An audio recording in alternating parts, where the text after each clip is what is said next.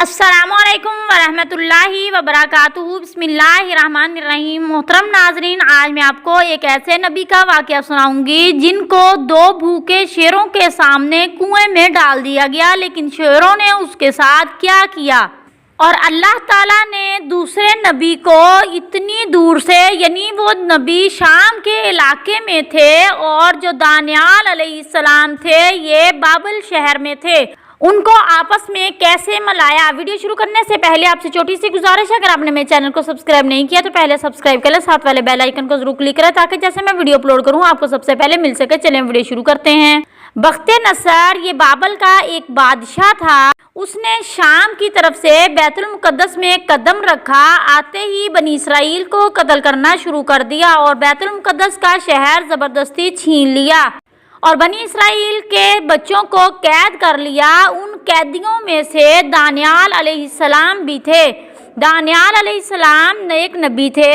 عہد قدیم کے سفروں میں صاحب سفر ہیں۔ عہد قدیم والے نے تو ان کی نبوت کا انکار کیا تھا، دوسری جانب مسیح علیہ السلام کے مقلدین نے ان کو 4 مرتبہ انبیاء کرام علیہ السلام میں شمار کیا ہے۔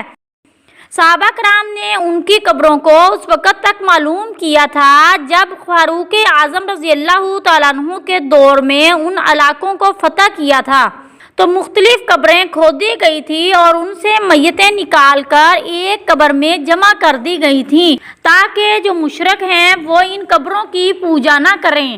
بخت نصر بادشاہ کو نجومیوں اور اہل علم نے یہ سب کچھ بتا دیا تھا کہ فلاں رات ایک بچہ پیدا ہوگا جس کا نام یعور ہوگا، وہ تیری سلطنت میں فساد پیدا کرے گا۔ بخت نصر نے کہا اس رات جو بھی بچہ پیدا ہوگا میں اسے قتل کروا دوں گا۔ دانیال کو پکڑ کر شیر کی کھچال میں ڈال دیا گیا، یعنی وہ اس کو چیر پھاڑ کر کھا جائیں۔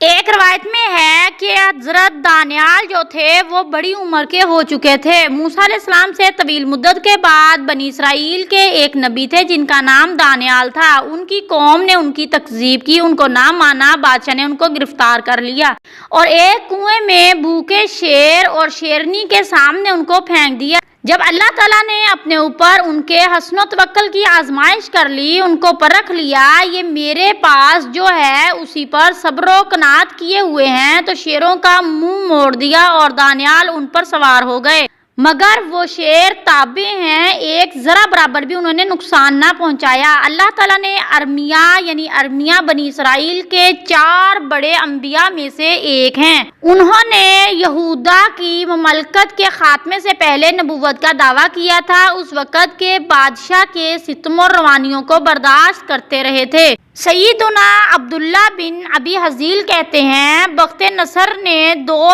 شیر بھوکے رکھے ہوئے تھے، پھر انہیں ایک کنویں میں ڈالا گیا، پھر دانیال کو لایا گیا اور اس میں پھینک دیا گیا۔ اللہ تعالیٰ کی قدرت، وہ دونوں شیر ذرا برابر ہی جان میں نہیں آئے، حالانکہ بھوکا ہونے کی وجہ سے انہیں غیظ و غضب کا مظاہرہ کرتے ہوئے ان کی بوٹی بوٹی نوچ لینی چاہیے تھی، مگر جتنی دیر اللہ تعالیٰ کی مرضی تھی دانیال وہاں ٹھہرے، پھر انسانوں کی طرح انہیں کھانے پینے کی اشتہا ہوئی تو اللہ تعالیٰ نے ارمیہ نبی کو وحی کی کہ حالانکہ وہ وہاں سے بہت زیادہ دور شام کے علاقے میں تھے اور دانیال کے لیے کہ کھانا تیار کریں، کیونکہ دانیال بابل شہر میں تھے، کافی زیادہ فاصلہ تھا۔ ارمیہ عرض کی کہ میرے پروردگار میں شام کی سرزمین مقدس میں ہوں، دانیال سرزمین بابل میں ہے جو کہ عراق میں ہے، وہاں سے رسائی کیسے ہو؟ اللہ تعالیٰ نے فرمایا ہمارے حکم کی تعمیل کرتے ہوئے جو کچھ کہا ہے اسے تیار کر رہے ہیں، سواری کا بندوبست ہم خود کر لیں گے جو تجھے اور تیرے کھانے کو اٹھا کر لے جائے گی۔ تو اللہ تعالیٰ نے ان کی سواری کا انتظام کر دیا۔ وہ کنویں کے کنارے جہاں اللہ کے نبی قید تھے پہنچتے ہیں، کنارے پر کھڑے ہو جاتے ہیں اور پکارتے ہیں۔ انہوں نے پکارا، یعنی دانیال علیہ السلام نے پکارا کون ہے؟ تو ارمیہ نے کہا کہ میں ارمیہ نبی ہوں۔ دانیال کہتے ہیں کس لیے تشریف لائے ہو؟ ارمیہ نے کہا مجھے رب کائنات نے آپ کے لیے بھیجا ہے۔ دانیال نے کہا کہ رب ذوالجلال نے میرا ذکر کیا ہے؟ ارمیہ نے کہا ہاں۔ یہ سن کر دانیال علیہ السلام اس طرح اللہ تعالیٰ کی تعریفات کے بلند نغمات گانے لگے، یعنی تمام تعریفات اس اللہ کریم کے لیے ہیں جو اسے نہیں بھولتا اس کو یاد کرتا ہے۔ تمام تعریفات اس اللہ کریم کے لیے ہیں جو اس کے ساتھ امیدیں وابستہ کرتا ہے اور اسے نامراد نہیں کرتا۔ تمام تعریفات اس ذات بے ہمتا کے لیے جو اس پر توکل کرتا ہے تو اسے کفایت کرتا ہے۔ تمام تعریفات اس اللہ کریم کے لیے ہیں جو اس پر اعتماد کرتا ہے اور اس کے اعتماد کو ٹھیس نہیں پہنچاتے، غیر کی جانب نہیں سونپتا۔ تمام تعریفات اس اللہ کریم کے لیے ہیں جو احسان کا بدلہ احسان دیتا ہے، برائی کے عوض مغفرت کا عطیہ دیتا ہے۔ تمام تعریفات اس اللہ کریم کے لیے ہیں جو صبر کے عوض میں نجات دیتا ہے۔